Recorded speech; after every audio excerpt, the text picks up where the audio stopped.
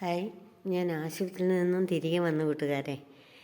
തിങ്കളാഴ്ച രാത്രി, ഇന്ന് ബുധനാഴ്ചയാണ്, തിങ്കളാഴ്ച രാത്രിയിലെത്തി. മാസമൊക്കെ മാറി. ഞാൻ ഇന്നലെ ഒരു വീഡിയോ പോസ്റ്റ് ചെയ്തിരുന്നു. യഥാർത്ഥത്തിൽ ഈ വീഡിയോ ആണ് ഞാൻ ഇന്നലെ പോസ്റ്റ് ചെയ്യാനിരുന്നത്. പക്ഷേ ഞാൻ എടുത്തപ്പോൾ അതങ്ങ് മാറിപ്പോയിട്ടാണ് ആ വീഡിയോ പോസ്റ്റ് ചെയ്തത്. കാരണം നമ്മൾ ആശുപത്രി കിടന്ന കാര്യം പറഞ്ഞു എങ്കിൽ തിരിച്ചു വന്നതും പറയണ്ടേ. പക്ഷേ വീഡിയോ മാറിപ്പോയി. ഞാൻ വീണ്ടും ഷൂട്ട് ചെയ്തിട്ടാണ് ഇതിടുന്നത്. ഈ വിവരം പറഞ്ഞുകൊണ്ട്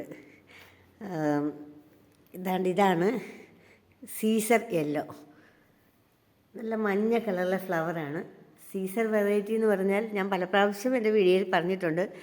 ഏറ്റവും കൂടുതൽ ഫ്ലവേഴ്സ് കിട്ടുന്നതാണ് സീസർ വെറൈറ്റി. ഇത് എൻ്റെ ഇരിക്കുന്ന ഇത് നല്ല യെല്ലോ കളറാണ്. സീസറിൻ്റെ പ്രത്യേകതയെന്ന് പറഞ്ഞാൽ ഇഷ്ടംപോലെ സ്പൈക്കുകളുണ്ടാകും.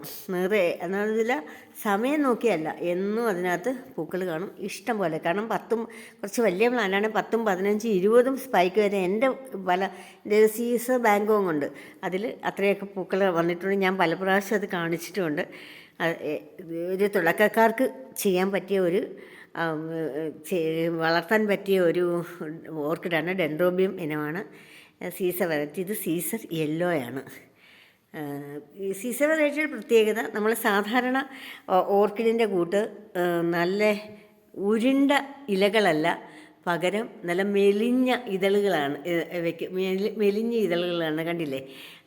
അത് പക്ഷെ നിറയെ പൂത്ത് നിൽക്കുമ്പോൾ നല്ല രസമാണ്. എപ്പോഴും പൂക്കൾ ഉണ്ടാകുന്ന ഒരു വെറൈറ്റിയാണ്. നിങ്ങൾക്കെല്ലാം ഇഷ്ടപ്പെട്ടോ കൂട്ടുകാരെ?